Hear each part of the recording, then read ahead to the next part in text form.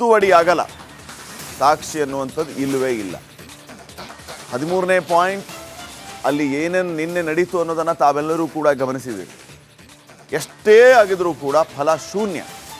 ಅಲ್ಲಲ್ಲ ಇಲ್ಲ, ಇಲ್ಲಲ್ಲಿ ಅಲ್ಲಿ ಏನು ನಡೀತಾ ಇದೆ ಅನ್ನುವಂತಹ ಪ್ರಶ್ನೆ ಈಗ ಮೂಡ್ತಾ ಇರುವಂಥದ್ದು.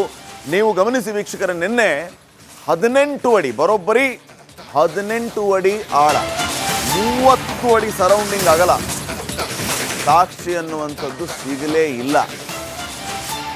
13ನೇ ಪಾಯಿಂಟ್, 13ನೇ ದಿನ ಫಲ ಶೂನ್ಯ. ಅಲ್ಲಲ್ಲ ಇಲ್ಲಿ, ಇಲ್ಲಲ್ಲ ಅಲ್ಲಿ, ಅಸ್ಥಿ ಅಡಗಿರೋದು ಎಲ್ಲಿ?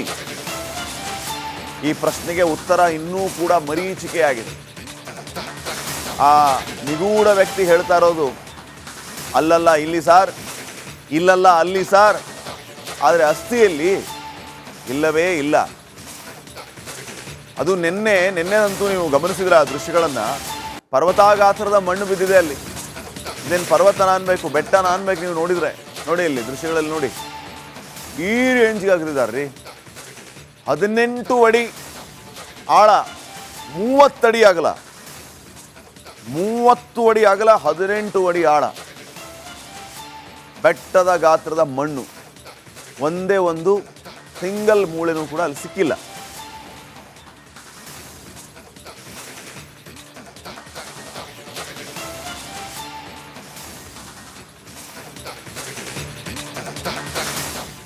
ಹದಿಮೂರು ದಿನ ಕಳಿತು, ಪ್ರತಿನಿತ್ಯವೂ ಕೂಡ ಉತ್ಖನನ ನಡೀತಾನೆ ಇದೆ.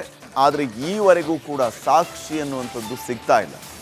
ಆ ಮುಸುಕುದಾರಿ ವ್ಯಕ್ತಿ ತೋರಿಸಿದಂಥ ಜಾಗಗಳಲ್ಲಿ ಮತ್ತೆಲ್ಲೆಲ್ಲಿ ತೋರಿಸ್ತಾನೆ ಅಲ್ಲಲ್ಲಿ ಎಲ್ಲ ಕಡೆನೂ ಕೂಡ ಅಗಿಯುವಂಥ ಕೆಲಸ ಆಗ್ತಾ ಇದೆ. ಆದರೆ ಸಾಕ್ಷಿ ಅನ್ನುವಂಥದ್ದು, ಅಸ್ಥಿ ಪಂಜರ ಅನ್ನುವಂಥದ್ದು ಈವರೆಗೂ ಸಿಗ್ತಾ ಇಲ್ಲ. ತಾವೆಲ್ಲರೂ ಕೂಡ ಗಮನಿಸಿದ್ದೀರಿ, ತಾನು ಗುರುತು ಮಾಡಿದ 13 ಜಾಗಗಳಲ್ಲಿ, ಅದನ್ನು ಹೊರತುಪಡಿಸಿ ಮತ್ತೆ 2-3 ಎಕ್ಸ್ಟ್ರಾ ಜಾಗಗಳಲ್ಲಿ ಎಲ್ಲ ಕಡೆನೂ ಕೂಡ ಅಗಿಯುವಂತಹ ಕೆಲಸ ಆಗಿದೆ. ಆದರೆ ಸಿಕ್ಕಿದ್ದು ಫಲಿತಾಂಶ, ಫಲ ಶೂನ್ಯ. ದಿನವಿಡೀ ಅಗೆದರೂ ಕೂಡ ಸಿಗಲೇ ಇಲ್ಲ ಒಂದೇ ಒಂದು ಅಸ್ಥಿ. 14ನೇ ದಿನವೂ ಕೂಡ 13ನೇ ಪಾಯಿಂಟಲ್ಲೇ ಶೋಧ ಕಾರ್ಯ. 13ನೇ ಪಾಯಿಂಟಲ್ಲಿ ಇನ್ನೂ ಕೂಡ ಹುಡುಕಾಟ ಅನ್ನುವಂಥದ್ದು ಮುಗಿದಿಲ್ಲ.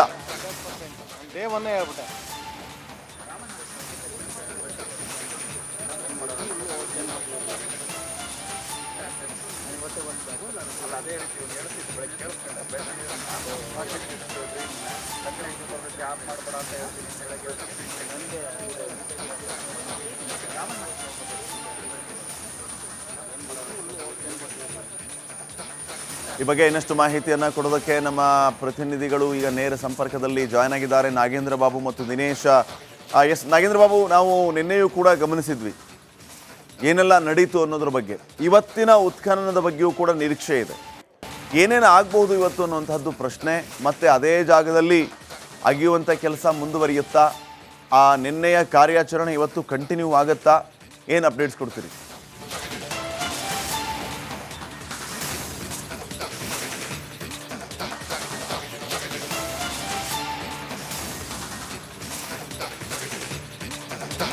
ಶ್ರೀಪಾದ್, ನಿನ್ನೆ ಕಾರ್ಯಾಚರಣೆ ಇವತ್ತು ಕಂಟಿನ್ಯೂ ಆಗುತ್ತೆ. ಅಂದರೆ ನಿನ್ನೆ ಯಾವ ಪಾಯಿಂಟ್ನಲ್ಲಿ, ಅಂದರೆ 13ನೇ ಪಾಯಿಂಟ್ನಲ್ಲಿ ಒಂದು ಬದಿಯಲ್ಲಿ ಸಂಪೂರ್ಣವಾಗಿ 18 ಅಡಿ ಆಳದವರೆಗೂ ಕೂಡ ಮಣ್ಣನ್ನು ತೆಗೆಯುವಂಥ ಕೆಲಸವನ್ನು ಮಾಡಲಾಗಿತ್ತು. ಸುಮಾರು 20 ಅಡಿ ಅಗಲದವರೆಗೂ ಕೂಡ ಮಣ್ಣನ್ನು ತೆಗೆದು ಅಲ್ಲಿ ಕಾರ್ಯಾಚರಣೆ ಮಾಡಲಾಗಿತ್ತು. ಅದರಲ್ಲಿ ಏನೂ ಪತ್ತೆ ಆಗಲಿಲ್ಲ. ಆ ಬಳಿಕ ರಾತ್ರಿ 10 ಗಂಟೆವರೆಗೂ ಕೂಡ ಆ ಮಣ್ಣನ್ನು ಮುಚ್ಚುವಂಥ ಕೆಲಸವನ್ನು ಮಾಡಲಾಗಿತ್ತು. ಇವತ್ತು ಆ ಜಾಗದ ಪಕ್ಕದಲ್ಲೇ ಇನ್ನೊಂದು ಜಾಗವನ್ನು ನಿನ್ನೆ ಮುಸುಕುದಾರಿ ವ್ಯಕ್ತಿ AC ಸ್ಟೆಲ್ಲಾ ವರ್ಗೀಸ್ ಅವರಿಗೆ ತೋರಿಸಿದ್ದ. ಅದೇ ರೀತಿಯಾಗಿ SIT ತನಿಖಾ ತಂಡದ SP ಆಗಿರುವಂಥ ಜಿತೇಂದ್ರ ದಯಾಮ್ ಅವ್ರಿಗೂ ಕೂಡ ತೋರಿಸಿದ್ದ. ಇವತ್ತು ಆ ಜಾಗದಲ್ಲಿ ಉತ್ಖನನ ಕಾರ್ಯಾಚರಣೆಯನ್ನು ಮಾಡೋದಕ್ಕೆ ಎಲ್ಲ ರೀತಿಯಾದಂಥ ಪ್ಲಾನಿಂಗನ್ನು SIT ತನಿಖಾ ತಂಡ ಮಾಡ್ಕೊಳ್ತಾ ಇದೆ. ಅಂದರೆ ಇವತ್ತು 2 ಹಿಟಾಚಿಗಳನ್ನು ಬಳಕೆ ಮಾಡಿ ಆ ಒಂದು ಕಾರ್ಯಾಚರಣೆಯನ್ನು ಮಾಡ್ತಾರಾ ಅಥವಾ ಒಂದೇ ಹಿಟಾಚಿ ಮೂಲಕ ಕಾರ್ಯಾಚರಣೆಯನ್ನು ಮಾಡ್ತಾರಾ ಅನ್ನೋದು ತೀವ್ರ ಕುತೂಹಲಕ್ಕೆ ಕಾರಣವಾಗ್ತದೆ. ನೋಡಿ, ನಿನ್ನೆ 13 ಅಡಿ ಆಳವನ್ನು ಅಗಿತಾ ಇದ್ದಂತೆ ಅಲ್ಲಿ ನೀರು ಸಿಗ್ತಾ ಇದ್ದಂತೆ ಅದನ್ನು ಅಲ್ಲಿ ಸಿಕ್ಕಂಥ ನೀರನ್ನು ಹೊರ ಹಾಕೋದಕ್ಕೆ ಸಿಬ್ಬಂದಿಗಳು ಸಾಹಸವನ್ನು ಪಟ್ಟಿದ್ದನ್ನು ನಾವು ಕಣ್ಣಾರ ಕಂಡಿದ್ದೀವಿ. ಒಂದು ಕಡೆ ಮಳೆ, ಮತ್ತೊಂದು ಕಡೆ ಅಲ್ಲಿ ಗುಂಡಿಯನ್ನು ಅಗಿತಾ ಇದ್ದಂತೆ ಅಲ್ಲಿ ನೀರು ಕೂಡ ಸಿಗ್ತಾ ಇರೋದು, ಆ ನೀರನ್ನು ಹೊರಗಡೆ ಹಾಕೋದು ಒಂದು ರೀತಿಯಲ್ಲಿ ಕಷ್ಟಕರ ಆಗ್ತಾ ಇತ್ತು. ಸಾಹಸವನ್ನು ಪಡ್ತಾ ಇದ್ರು. ನಿನ್ನೆ ಈ 18-13 ಅಡಿ ಆಳದಲ್ಲಿ ನೀರು ಸಿಕ್ಕ ಬಳಿಕ ಆ ಮುಸುಕುದಾರಿ ವ್ಯಕ್ತಿ ಹತ್ರ SIT ತನಿಖಾ ತಂಡದ ಅಧಿಕಾರಿಗಳು ಕೇಳ್ತಾರೆ, ಇನ್ನೂ ಏನಾದರೂ ಅಗಿಬೇಕಾ ಅಂತೇಳಿ. ಹೌದು, ನೀವು 20 ಅಡಿ ಆಳದವರು ಕೂಡ ಆಗಿದ್ದು ನೋಡಿ, ನಾನು ಇಲ್ಲಿ ಹೂತಿಟ್ಟಿದ್ದೀನಿ, ಖಂಡಿತವಾಗ್ಲೂ ಏನಾದರೂ ಸಿಕ್ಕೇ ಸಿಗುತ್ತೆ ಅಂತೇಳಿ ಆತ ಮನವಿಯನ್ನು ಮಾಡ್ಕೊಳ್ತಾನೆ. ಹಾಗಾಗಿ ಆತನ ಮನವಿಯನ್ನು ಪುರಸ್ಕರಿಸಿ SIT ತನಿಖಾ ತಂಡದ ಅಧಿಕಾರಿಗಳು 13 ಅಡಿ ಆಳಕ್ಕೆ ನಿಲ್ಲಿಸಿದೆ. ಇನ್ನೂ ಒಂದಷ್ಟು ಆಳವನ್ನು ಅಗಿಯೋದಕ್ಕೆ ಹಿಟಾಚಿ ಆಪರೇಟರ್ಗೆ ಸೂಚನೆ ಕೊಡ್ತಾರೆ. ಆ ಬಳಿಕ ನೀರನ್ನು ಹೊರಹಾಕಿದ ಬಳಿಕ ಮತ್ತೊಮ್ಮೆ ಕಾರ್ಯಾಚರಣೆ ಆರಂಭ ಆಗುತ್ತೆ. 18 ಅಡಿ ಆಳದವರೆಗೂ ಕೂಡ ಆಗಿದ್ರೂ ಕೂಡ ಯಾವುದೇ ರೀತಿಯಾದಂಥ ಕುರುಹು ಸಿಗೋದಿಲ್ಲ. ಒಂದು ಪಾಯಿಂಟ್ ಅನ್ನು ತೋರಿಸಿರ್ತಾನೆ, ಆ ಪಾಯಿಂಟ್ ಅಲ್ಲಿ ಅಗಿತಾ ಹೋಗ್ತಾರೆ. ಪಕ್ಕದಲ್ಲೇ ಇನ್ನೊಂದು ಜಾಗವನ್ನು ತೋರಿಸ್ತಾನೆ, ಮತ್ತೊಂದು ಹಿಟಾಚಿನ ಬಳಕೊಂಡು ಅಲ್ಲೂ ಕೂಡ ಮಣ್ಣನ್ನು ತೆಗೆಯುವಂಥ ಕೆಲಸವನ್ನ ಮಾಡ್ತಾರೆ. ಇವತ್ತು ಆ ಎರಡೂ ಜಾಗದಲ್ಲಿ ಕೂಡ ಮಣ್ಣನ್ನು ಮುಚ್ಚಲಾಗಿದೆ. ಆ JCBಗಳು ನಿಂತು ಎಲ್ಲಿ ಕಾರ್ಯಾಚರಣೆಯನ್ನು ಮಾಡಿತ್ತು, ಇವತ್ತು ಆ ಒಂದು ಜಾಗದಲ್ಲೇ ಇವತ್ತು ಮಣ್ಣನ್ನು ತೆಗೆಯುವಂಥ ಕೆಲಸವನ್ನ ಮಾಡ್ತಾರೆ. ಅಂದ್ರೆ ಅಲ್ಲಿಗೆ ಉತ್ಖನನವನ್ನ ಅಲ್ಲಿಂದ ಆರಂಭ ಮಾಡೋದಕ್ಕೆ ಶುರು ಮಾಡ್ಕೊಂಡಿದ್ದಾರೆ. ನೋಡಿ ಶ್ರೀಪಾದ್, 13ನೇ ಪಾಯಿಂಟ್ ಅನ್ನ ಮಾಡಿರೋದು ದೊಡ್ಡ ಜಾಗದಲ್ಲಿ, ಸಾಕಷ್ಟು ಶವಗಳನ್ನು ನಾನು ಈ ಜಾಗದಲ್ಲಿ ಹೂತಿಟ್ಟಿದ್ದೀನಿ ಅಂತೇಳಿ ಮುಸುಕುದಾರಿ ವ್ಯಕ್ತಿ ಹೇಳಿಕೊಂಡಿರುವಂಥ ಹಿನ್ನೆಲೆಯಲ್ಲಿ 13ನೇ ಪಾಯಿಂಟ್ನ ಎಲ್ಲ ಜಾಗದಲ್ಲೂ ಕೂಡ ಶೋಧ ಕಾರ್ಯಾಚರಣೆಯನ್ನು ಮಾಡಲೇಬೇಕಾದಂಥ ಅನಿವಾರ್ಯತೆ SITಗೆ ಇರುವಂಥ ಹಿನ್ನೆಲೆಯಲ್ಲಿ ಇವತ್ತು 13ನೇ ಪಾಯಿಂಟ್ನಲ್ಲಿ ಮತ್ತೊಮ್ಮೆ ಉತ್ಖನನ ಕಾರ್ಯಾಚರಣೆ ಎಲ್ಲಿಗೆ ಸ್ಥಗಿತಗೊಳಿಸಿದ್ರು ಅಲ್ಲಿಂದ ಮುಂದುವರಿಸುವಂಥ ಸಾಧ್ಯತೆಗಳು ದಟ್ಟವಾಗಿ ಕಂಡು ಬರ್ತಾ ಇದೆ.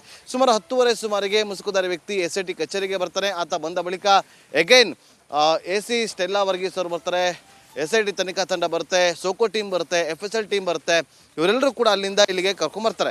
ಇವತ್ತೇನಾದರೂ GPR ಎಕ್ಸ್ಪರ್ಟ್ಗಳನ್ನು ಕೂಡ ಕರ್ಕೊಂಡು ಬರ್ತಾರಾ ಅನ್ನೋದು ತೀವ್ರ ಕುತೂಹಲ ಕೂಡ ಕೆರಳಿಸ್ತಾ ಇದೆ. ಶ್ರೀಪಾದ್, ಓಕೆ, ಸಂಪರ್ಕದಲ್ಲಿ ನಾಗೇಂದ್ರ ಬಾಬು, ಮತ್ತೊಂದು ಕಡೆ ದಿನೇಶ್ ಕೂಡ ನೇರ ಸಂಪರ್ಕದಲ್ಲಿದ್ದಾರೆ. ದಿನೇಶ್, 14ನೇ ದಿನ ಇವತ್ತು ಏನೇನು ನಡೆಯುತ್ತೆ, ತಮಗೇನೆಲ್ಲ ಅಪ್ಡೇಟ್ ಸಿಗ್ತಾ ಇದೆ ಈ ವಿಚಾರಕ್ಕೆ ಸಂಬಂಧಪಟ್ಟಂಗೆ?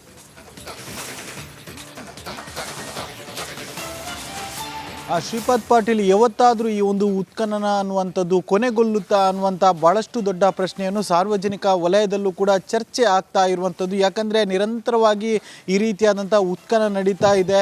ಆದರೆ 6ನೇ ಸ್ಪಾಟಲ್ಲಿ ಬಿಟ್ಟರೆ ಬೇರೆ ಯಾವುದೇ ಸ್ಪಾಟಲ್ಲಿ ಕಳೆಬರ ಪತ್ತೆ ಆಗಿಲ್ಲ. ಹೀಗಾಗಿ ಸಾರ್ವಜನಿಕರು ಕೂಡ ಒಂದಷ್ಟು ರೋಸಿ ಹೋಗಿದ್ದಾರೆ. ಯಾಕೆ ಈ ರೀತಿಯಾಗಿ ನಮ್ಮ ಊರಲ್ಲಿ ಉತ್ಖನನ ರೀತಿಯಲ್ಲಿ ಗುಂಡಿಯನ್ನು ಅಗೆಯಲಾಗ್ತದೆ ಅನ್ನುವಂಥ ಒಂದು ಪ್ರಶ್ನೆಯನ್ನು ಕೂಡ ಎತ್ತಾ ಇದ್ದಾರೆ. ಇದರ ಜೊತೆಗೆ 13ನೇ ಪಾಯಿಂಟ್ ನಿನ್ನೆ ನೋಡಿದರೆ ಗಮನಿಸಬಹುದು, ಬೃಹದಾಕಾರವಾದಂಥ ಗುಂಡಿ, ಸುಮಾರು 18 ಫೀಟ್ವರೆಗೂ ಕೂಡ ಆಳ, ಸುಮಾರು 30 ಫೀಟ್ವರೆಗೂ ಕೂಡ ಅಗಲ ಅಗೆದಿದ್ದಾರೆ. ಆದರೆ ಯಾವುದೇ ರೀತಿಯಾದಂಥ ಕಳೆಬರ ಪತ್ತೆ ಆಗಿಲ್ಲ. ಆತ ಹೇಳುವ ಪ್ರಕಾರ ಅಲ್ಲಿ ಸಾಕಷ್ಟು ಶವಗಳನ್ನು ಹೂತಿಕ್ಕಿದ್ದೇನೆ ಅಂತ ಹೇಳಿದ್ದ, ಆದರೆ ಯಾವುದೇ ರೀತಿಯಂಥ ಶವ ಪತ್ತೆ ಆಗಿಯೇ ಇರಲಿಲ್ಲ. ಜೊತೆಗೆ ಆತನದ್ದು ಒಂದು ಡಿಮ್ಯಾಂಡ್ ಇತ್ತು, ಅಲ್ಲಿ ಸುಮಾರು 10ರಿಂದ 12 ಫೀಟ್ ಮಣ್ಣು ಸುರಿಯಲಾಗಿತ್ತು. ಹೀಗಾಗಿ ಆ ಕಳೆಬರ ಸಿಕ್ಕಿದ್ರೂ ಕೂಡ ಭಾಳಷ್ಟು ಆಳದಲ್ಲಿ ಸಿಗಬಹುದು ಅಂತ. ಹೀಗಾಗಿ ಆತನ ಮನವಿ ಮೇರೆಗೆ ನಿನ್ನೆ ಬಹಳಷ್ಟು ಫೀಟ್ವರೆಗೂ ಕೂಡ ಆಳಕ್ಕೆ ಅಗೆದಿದ್ರು. ಆದರೆ ಯಾವುದೇ ರೀತಿಯಾದಂಥ ಕಳೆಬರ ಪತ್ತೆ ಆಗಿಲ್ಲ. ರಾತ್ರಿವರೆಗೂ ಕೂಡ ಕಾರ್ಯಾಚರಣೆ ನಡೆದಿತ್ತು. ಸುಮಾರು 6-6:30ವರೆಗೂ ಕೂಡ ಗುಂಡಿ ತೆಗೆಯುವಂಥ ಕಾರ್ಯಾಚರಣೆ. ಆದರೆ ಆ ಬಳಿಕ ಅದನ್ನು ಮುಚ್ಚುವುದಕ್ಕೂ ಕೂಡ ಬಹಳಷ್ಟು ಟೈಮ್ ತಗೊಳ್ಳಿತ್ತು. 8-8:30 ಆದರೂ ಕೂಡ ಅದನ್ನು ಮುಚ್ಚೇ ಆಗಿರಲಿಲ್ಲ. ಹೀಗಾಗಿ ಅಧಿಕಾರಿಗಳಿಗೂ ಒಂದಷ್ಟು ಅಂದರೆ ಈ ರೀತಿಯಾಗಿ ಆಗ್ತಾ ಇದೆಯಲ್ಲ ಅನ್ನುವಂಥ ಒಂದು ಕೋಪ ಕೂಡ ಇರುವಂಥದ್ದು.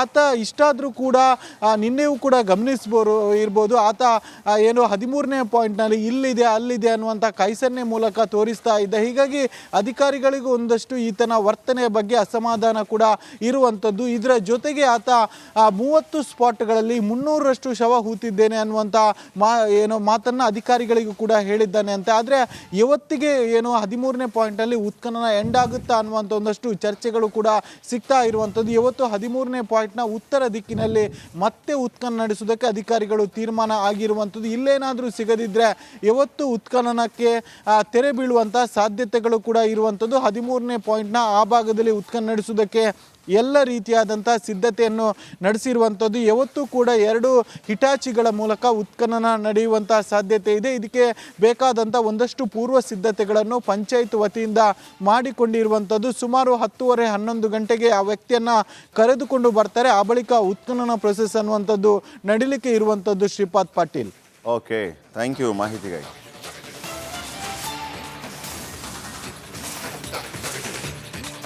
ಇನ್ನು CLP ಸಭೆಯಲ್ಲಿ SIT ತನಿಖೆ ವಿಚಾರವಾಗಿಯೂ ಕೂಡ ಚರ್ಚೆ. ಈ ಸಂದರ್ಭದಲ್ಲಿ ಸಿದ್ದರಾಮಯ್ಯ ಸದ್ಯ ನಡೀತಾ ಇರುವಂತಹ ಈ SIT ತನಿಖೆ ಉತ್ಖನನದ ವಿಚಾರಕ್ಕೆ ಸಂಬಂಧಪಟ್ಟಂತೆ ಅನೇಕ ವಿಚಾರಗಳನ್ನು ಪ್ರಸ್ತಾಪ ಮಾಡಿರುವಂತಹ ವಿಷಯವೂ ಕೂಡ ಗೊತ್ತಾಗ್ತಾ ಇದೆ. ಹಾಗಿದ್ರೆ ಈ CLP ಮೀಟಿಂಗ್ನಲ್ಲಿ SIT ತನಿಖೆ ಧರ್ಮಸ್ಥಳದಲ್ಲಿ ನಡೀತಾ ಇರುವಂತಹ ಧರ್ಮಸ್ಥಳದ ವಿಚಾರಕ್ಕೆ ಸಂಬಂಧಪಟ್ಟಂತೆ ನಡೀತಾ ಇರುವಂತಹ ಈ ಒಂದು ಬೆಳವಣಿಗೆಯ ಬಗ್ಗೆ ಏನೆಲ್ಲ ಮಹತ್ವದ ನಿರ್ಧಾರವನ್ನು ತೆಗೆದುಕೊಳ್ಳಲಾಗುತ್ತೆ ಅನ್ನುವಂಥದ್ದು ಮುಖ್ಯವಾಗುತ್ತೆ. CLP ಸಭೆಯಲ್ಲಿ ಬೇಳೂರು ಗೋಪಾಲಕೃಷ್ಣ ಸೇರಿ ಹಲವರು ಕೆಲವು ವಿಚಾರಗಳನ್ನು ಪ್ರಸ್ತಾಪ ಮಾಡಿದ್ದಾರೆ. SIT ಮಾಡಿದ ಬಗ್ಗೆ ಜನರಿಗೆ ಒಳ್ಳೆ ಅಭಿಪ್ರಾಯ ಬಂದಿದೆ. ಯಾರು ಭಾವನಾತ್ಮಕವಾಗಿ ಹೇಳಿಕೆಯನ್ನು ನೀಡಬೇಡಿ. ಸಭೆಯಲ್ಲಿ ಶಾಸಕರಿಗೆ CM ಸಿದ್ದರಾಮಯ್ಯ ಸೂಚನೆಯನ್ನು ಕೊಟ್ಟಿದ್ದಾರೆ. 13 ಸ್ಥಳಗಳ SIT ಶೋಧನೆಯನ್ನು ಮಾಡಿದೆ. ಈಗಾಗಲೇ ಆ ಶೋಧ ಕಾರ್ಯ ಯಾವ ರೀತಿ ಸಾಗಿದೆ ಅನ್ನೋದನ್ನು ಕೂಡ ನಾವು ಗಮನಿಸಿದ್ದೇವೆ. ಈಗ SIT ರಚನೆ ಮಾಡಿದ್ದಕ್ಕೆ ಜನರಲ್ಲಿ ಸರ್ಕಾರದ ಬಗ್ಗೆ ಒಳ್ಳೆಯ ಅಭಿಪ್ರಾಯ ಬಂದಿದೆ ಅನ್ನೋಂಥ ಮಾತನ್ನು ಕೂಡ ಅವರು ಹೇಳಿದ್ದಾರೆ. ಇನ್ನು 13 ಸ್ಥಳಗಳಲ್ಲಿ SIT ಶೋಧನೆ ಮಾಡಿದೆ.